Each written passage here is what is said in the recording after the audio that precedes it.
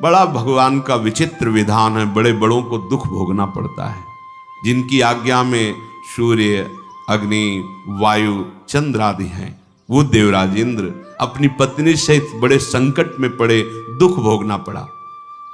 युधिष्ठिर जी ने कहा कि अभी तक तो हमने ऐसा नहीं सुना, ये तो बड़ा रहस्यमय आप प्रसंग बता रहे हैं। देवराज इंद्र और शची को कौन सा दुख ऐसा पड़ा जैसा हमें दुख मिला?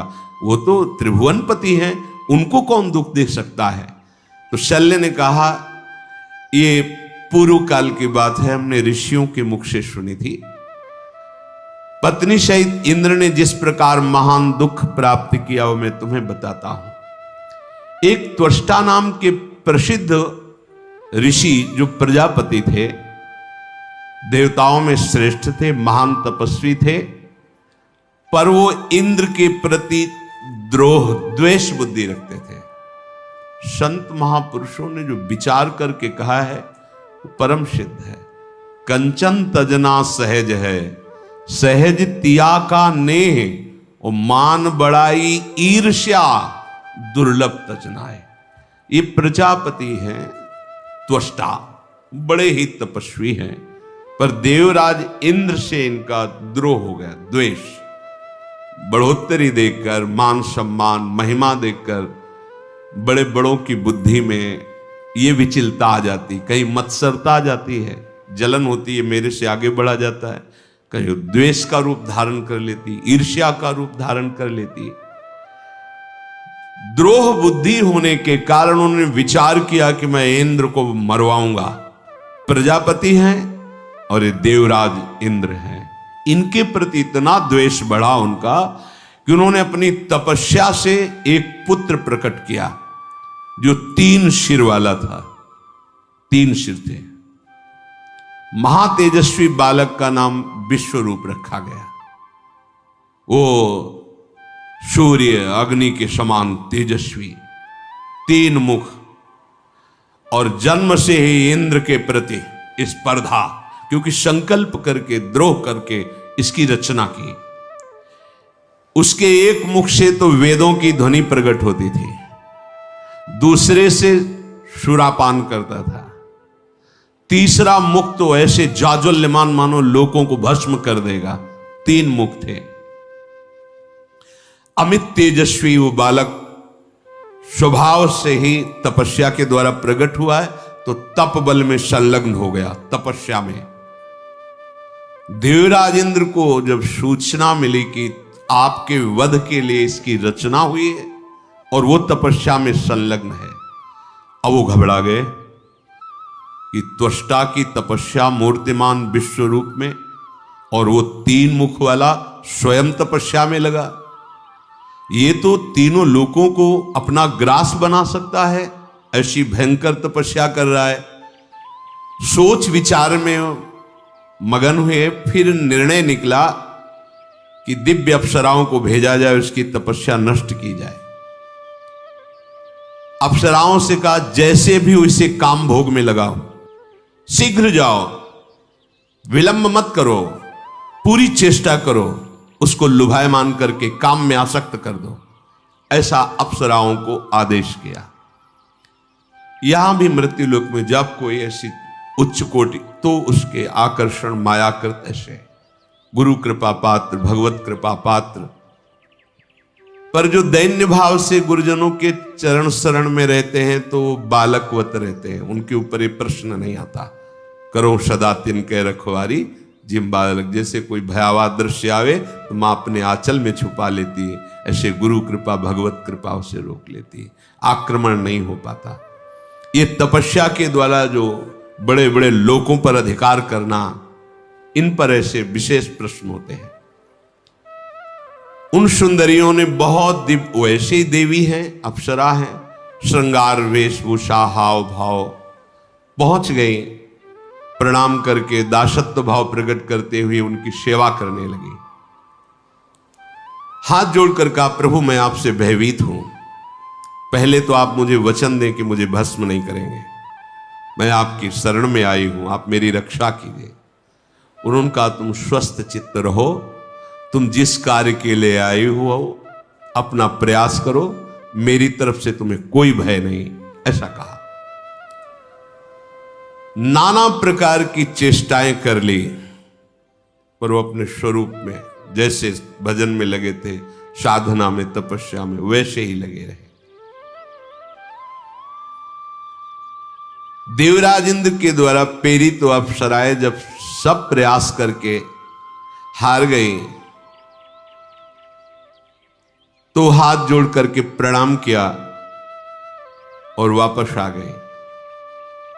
देवराज इंद्र से कहा कि प्रभु, वो ऐसे दुर्धर्ष जितेंद्रीय तपस्वी हैं कि हमारी सारी चेष्टाएं निष्फल हुई।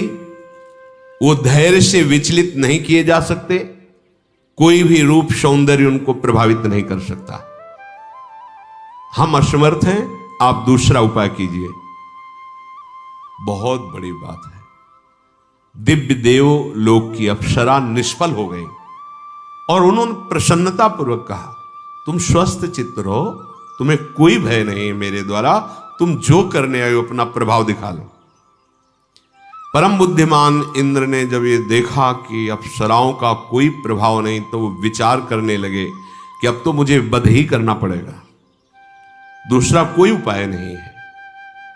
देवराज इंद्र अब त्रिशरा का वध कैसे हो इस निश्चय पर पहुंचे, क्योंकि ये वध नहीं करेंगे तो तपस्या पूर्ण होने पर वो इनका वध कर देगा, क्योंकि पैदा हुआ है इंद्र के प्रति दोष भाव, द्वेष दृष्टि, द्रोह वृत्ति, यही रखकर संकल्प किया गया है, तो अपना संकल्प तो पूरा करेगा। अब मुझे ज्यादा समय नहीं लगाना चाहिए, आज ही इसका वध कर देना चाहिए, जिससे तत्काल नष्ट हो जाए, ऐसा उपाय करना चाहिए।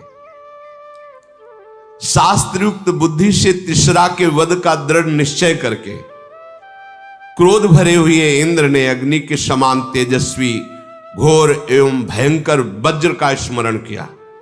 ये दिव्यास्त्र है उनका। वज्र को हाथ में लेकर त्रिशरा के ऊपर प्रहार कर दिया।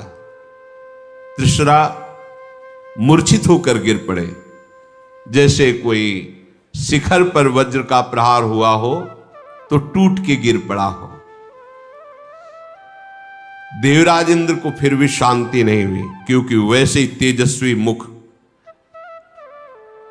उनको लगा वज्र चलाने के बाद भी कि हमें लगता है कि इनका तेज तो वैसे ही प्रकाशित हो रहा है, ये तो अब भी अद्भुत तेजों में प्रतीत हो रहा है। बहुत भयभीत हो गए। तो जंगल में देखा एक लकड़हारा लकड़ी काट रहा था, बुलाया और कहा कि इनकी तीनों सर कुल्हाड़ से अलग करो, ये हमारा आदेश है। उसने कहा कि मैं क्यों इनके मस्तकों को अलग अलग करूं, ये आपका विषय है। नहीं नहीं, ये कुल्हाड़ी हमारी लकड़ी पे चलती है, किसी की गर्दन पे नहीं।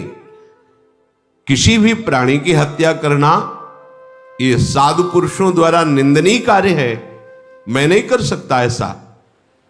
इंद्र ने कहा, तू भय मत कर, मेरी आज्ञा पालन कर, मैं त्रिभुवनपति इंद्र हूं, मेरे प्रसाद से तुझे कोई अपराध नहीं लगेगा। इस प्रकार भयंकर कर्म का आदेश क्यों कर रहे हैं? मैं जो कुछ कह रहा हूं बिना पूछे बिना विचार की आज्ञा का पालन कर, मैं त्रिभुवनपति हूं। तो आपको ऐसे क्रूर कर्म करने की आज्ञा देने में लज्जा नहीं आती? अरे इस ऋषि कुमार की हत्या करने से जानते हो ब्रह्म हत्या प्रकट हो जाएगी और वो आपको भी भस्म करने की ताकत रखती है। इंद्र ने कहा, ये मेरे मारने के लिए प्रकट हुआ था, इसलिए शत्रु को मार देना ये उचित है, इसलिए मैंने इसे वज्र प्रहार किया है। जो भी होगा मैं देख लूंगा, तू पहले इसके गले काट। 3 जब वो तैयार नहीं हुआ तो हाथ जोड़ के कहा, मेरा अनुग्रह तुम्हारे ऊपर रहेगा, मेरी प्रार्थना मान, काट।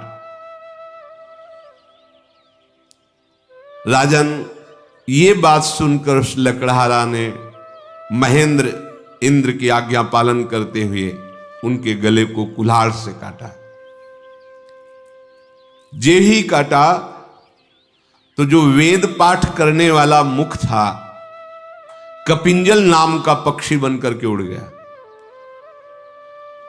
जो संपूर्ण दिशाओं में वेद ध्वनि करके, और जिसके द्वारा वो संपूर्ण दिशाओं को भययुक्त करके देखते थे, 3 मुख थे, उससे बाज पक्षी बन करके उड़ गया। और जो सुरापान करते थे उससे गौरैया, तीतर, ये पक्षी बनकर उड़ गए। अब इंद्र ने भयंकर कार्य तो किया था, अब भयंकर ब्रह्म हत्या प्रकट हुई और वो बड़ा भयावह रूप धर करके इंद्र के पास गए, कहा तुम ब्रह्म हत्यारे हो, मैं तुम्हारा नाश करूंगी। देखो वो तत्काल होता है, क्योंकि वो महान है ना। जैसे आप लोग ऐसे पाप तो आपको समझ में नहीं आएगा, लागू हो गया और वो आपका विनाश कर देगी। वो तो सामर्थ्यशाली, तो उनके सामने जाकर के मैं ब्रह्म हत्या हूं, अब मैं तुम्हारा नाश करूंगी क्योंकि तुमने अपराध किया है। पाक शासन इंद्र ब्रह्म हत्या के भय से भागे, मरुदगणों, देवताओं सब से सहायता की, आप लोग व्रत अनुष्ठान करें, किसी तरह ब्रह्म हत्या का नाश होना चाहिए। पर जब देखा कि उसका नाश नहीं हो रहा, तो उन्होंने 4 जगह ब्रह्म हत्या का विभाग कर दिया। समुद्र अर्थात जल, पृथ्वी, वृक्ष और स्त्री, 4 भागों में ब्रह्म हत्या को विभाजित कर दिया और उनको वरदान भी दिया। जो समुद्र में, जल में फेन बुदबुदा है, जो स्नान की पद्धति है, तो ऐसे करके पहले जल को ऐसे करके फिर डुबकी मारने के लिए वो फेन बुद्धा ब्रह्म हत्या के रूप में। वृक्षों में जो गोंद है वो ब्रह्म हत्या का अंश मानी गई। पृथ्वी में जो ऊषर भूमि है जिसमें तिनका भी नहीं जगता, वो ब्रह्म हत्या का। माताओं बहनों में जो मासिक धर्म है वो ब्रह्म हत्या का भाग।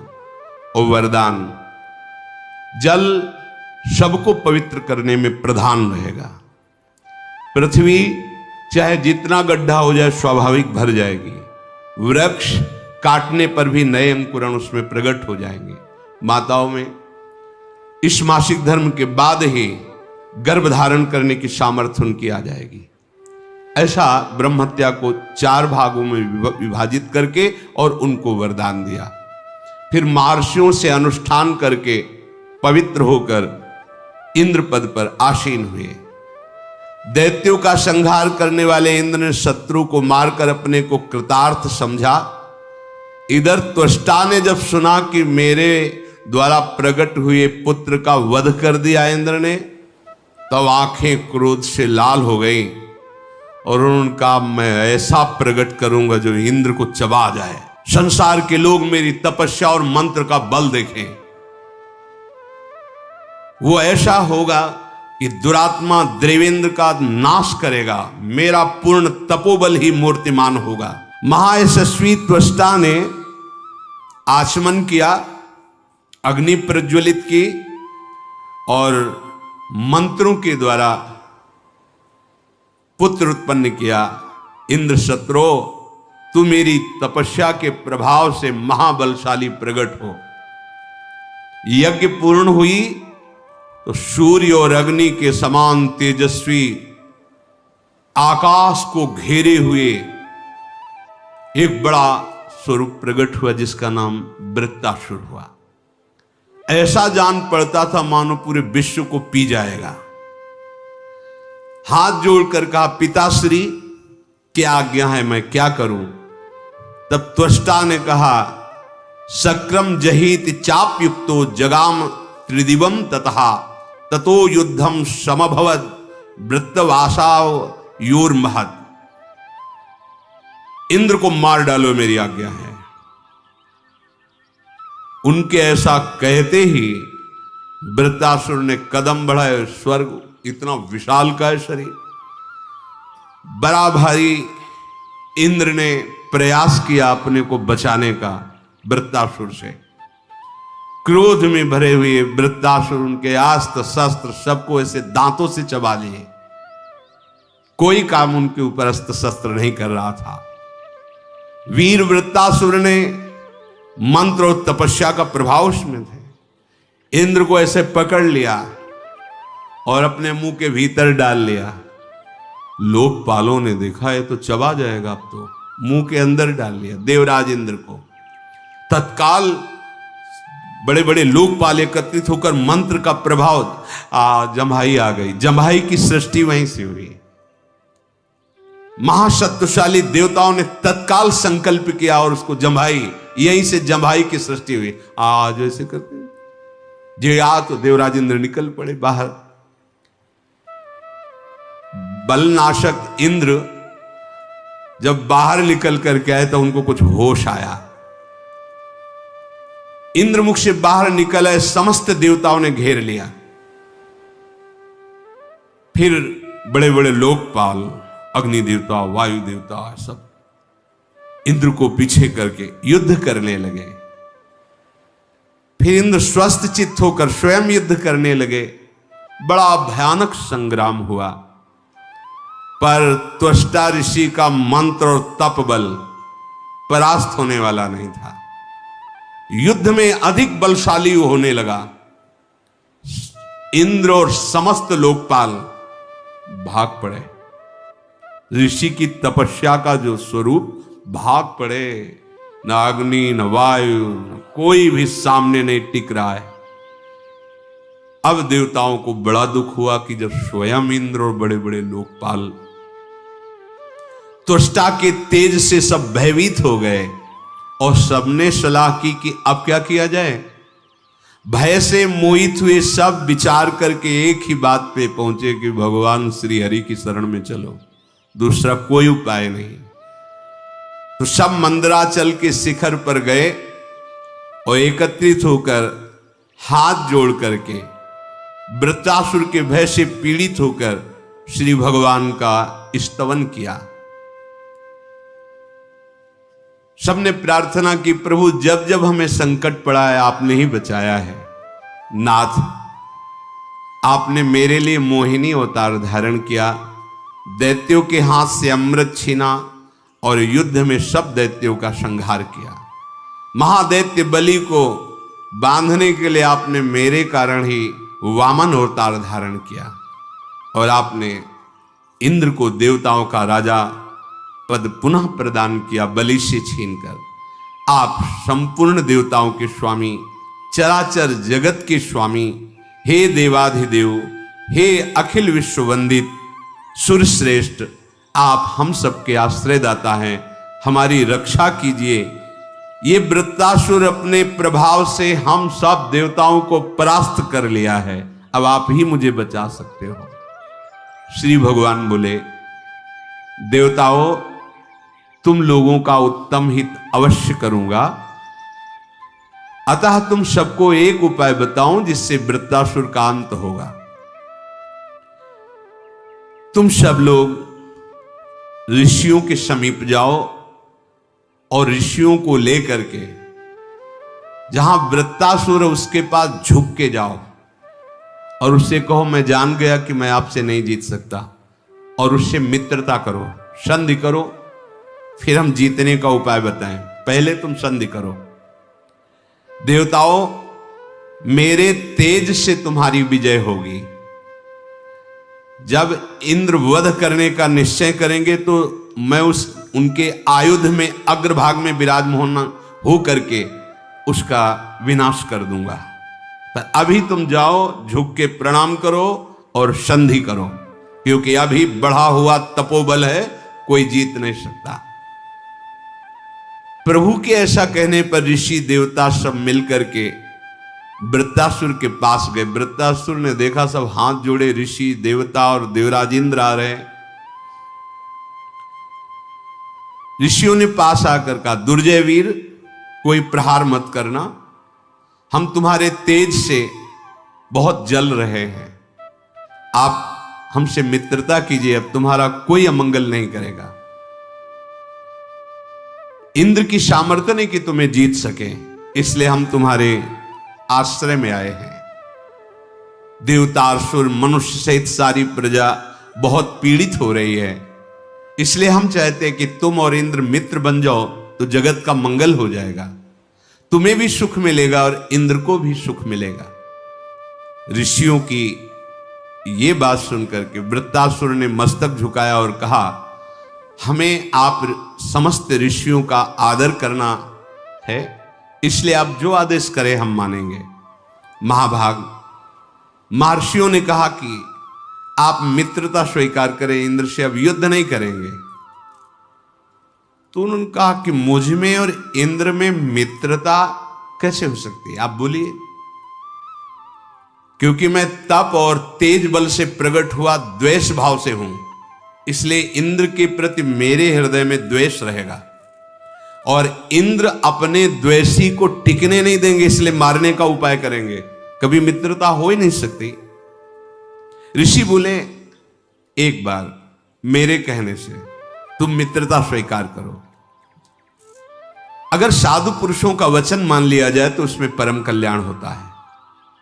साधु पुरुषों के संग की जो अवहेलना करता है उसकी दुर्गति हो जाती है। अतः साधु पुरुषों का मिलना भगवान की कृपा का प्रतीक है। तुम मित्रता कर लो। सकृत सताम संगतम लिप्सितव्यम ततः परम भविता भव्यमेव। तुम्हारा भविष्य मंगलमय हो जाएगा। देखो, कह रहे सज्जनों की बात मान लो, संतों की बात मान लो तो तुम्हें भगवान की प्राप्ति। भगवान ने कहा है कि हमारे द्वारा उसका वध होगा। जिस अस्त्र का संचालन तुम करोगे उसके अग्रभाग पर मैं विराजमान रहूंगा। तभी जब हाथ में अस्त्र उठाया था तो भगवान से यही प्रार्थना की थी, अब आपके दासों का मुझे जो जन्म मिले तो उनका दासत्व मिले, आपसे ऐसा प्यार हो। वो भगवान दिखाई दे रहे उनको। संतों का यदि संग किया जाए तो सुदृढ़ एवं चिर स्थायी सुख की प्राप्ति होती है, अविनाशी सुख की प्राप्ति होती है। कोई बड़ा भाग्यशाली होता है जो संत महात्माओं का संग करता है, क्योंकि संत महात्मा हितकर कर्तव्य का उपदेश देते हैं। साधु पुरुषों का संग महान अभीष्ट वस्तु की प्राप्ति कराता है। इसलिए इस जगत में बुद्धिमान वही है जो साधु पुरुषों का संग करने की इच्छा करता है।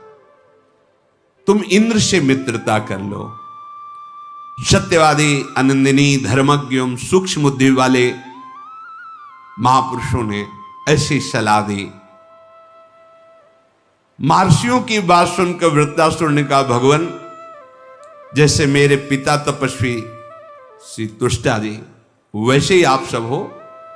आप जो कह रहे हैं मैं मान रहा हूं, पर मित्रता होगी नहीं, क्योंकि इंद्र मुझे मारने का प्रयास करेंगे और मेरे हृदय में द्वेष की रचना की गई है। पर आपकी आज्ञा पालन कर कर मैं अपनी तरफ से कभी विरुद्ध आचरण नहीं करूंगा। ब्रह्म ऋषियों ने आदेश किया तो सर झुकाकर वृत्तासुर ने उसका पालन किया। इंद्र की दृष्टि देखकर वृत्तासुर बोले कि मित्रता स्वीकार करता हूं, पर मेरे लिए भी एक रास्ता रखिए, क्योंकि मैं देख रहा हूं देवराज के नेत्रों में कि इनके हृदय में एक ही बात चल रही कि कैसे मारूं। तो न शुष्केण न चार्द्रेण नास्मना न च दारुणा न शस्त्रेण न चास्त्रेण न दिवा न तथा निशि बध्यो भवेयम विपेन्द्रा शक्रस्य सा दैवतई एवं में रोचते संधि शक्रेण सा नित्यदा। यदि ये मेरी बात मान ली जाए तो मैं मित्रता का ही बर्ताव करूंगा देवराज इंद्र से। क्या मैं सूखी वस्तु से नहीं मारा जाऊं, ना गीली वस्तु से मारा जाऊं, ना पत्थर से, ना लकड़ी से, ना शस्त्र से, ना अस्त्र से, ना दिन में ना रात में। देवराज इंद्र इन सब वस्तुओं के द्वारा मुझे किसी से न मार सके, ऐसा आप आशीर्वाद दे तो मैं अभी मित्रता स्वीकार करता हूं। ऋषियों ने भगवान का स्मरण किया, मानो संकेत मिला, तथास्तु ऐसा ही होगा। अब इंद्र से हर्ष में भरकर वृत्तासुर मिले, पर इंद्र हर समय यही सोचते रहते कैसे इसे मारूं, जैसा वृत्तासुर ने उनके नेत्रों में पड़ा था। मारने का अवसर खोज रहे थे। जब कुछ काल व्यतीत हुआ तो उद्विग्न हो गए देवराज इंद्र कि इतना महान शत्रु मित्र भाव से तो अभी रह रहा है, कभी बिगड़ गया तो हम तो पराजित ही हैं, इसे मारना अवश्य है। संध्या का समय था, न दिन था न रात था। भगवान की बात का विचार करके वृत्तासुर का वध करने का निश्चय किया। इस महाबली महाकाय महान असुर को मैं मारूंगा, न गीली वस्तु से न सूखी वस्तु से, न दिन में न रात में, न अस्त्र से न शस्त्र से। सोचते हुए स्मरण आया समुद्र का फेन न गीला होता है न सूखा होता है, संध्या का समय न दिन होता न रात। समुद्र के फेन को न अस्त्र कहते न शस्त्र कहते हैं, न वो लकड़ी है न कोई धातु है। विचार किया कि भगवान ने कहा था जिससे तुम प्रहार करोगे उसके अग्रभाग में मैं बैठ जाऊंगा और उसका विनाश मैं करूंगा। तो हाथ में उन्होंने वो फेन लिया समुद्र का और उस पे संकल्प किया वृत्तासुर के मारने के लिए। वृत्तासुर पर जे ही फेन का प्रहार वज्र के ऊपर रख के किया, भगवान श्री हरि उस फेन में बैठ गए और वृत्तासुर की जीवन लीला को अपने में लीन कर लिया।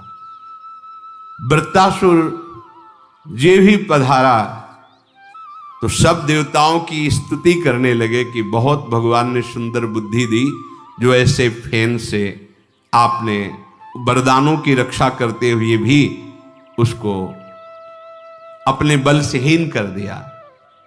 महापराक्रमी वृत्तासुर भगवान में समा गया। इसमें तो इतना भागवत में वर्णन है कि वो भगवान से विनय करते हैं। पर विश्व रूप की हत्या की जो ब्रह्म हत्या थी उसका तो विभाग कर दिया था, लेकिन भयानक ब्रह्म हत्या, क्योंकि ब्रह्म ऋषि के द्वारा प्रकट हुई वृत्तासुर अब तो जलाने लगी देवराज इंद्र को ब्रह्म हत्या।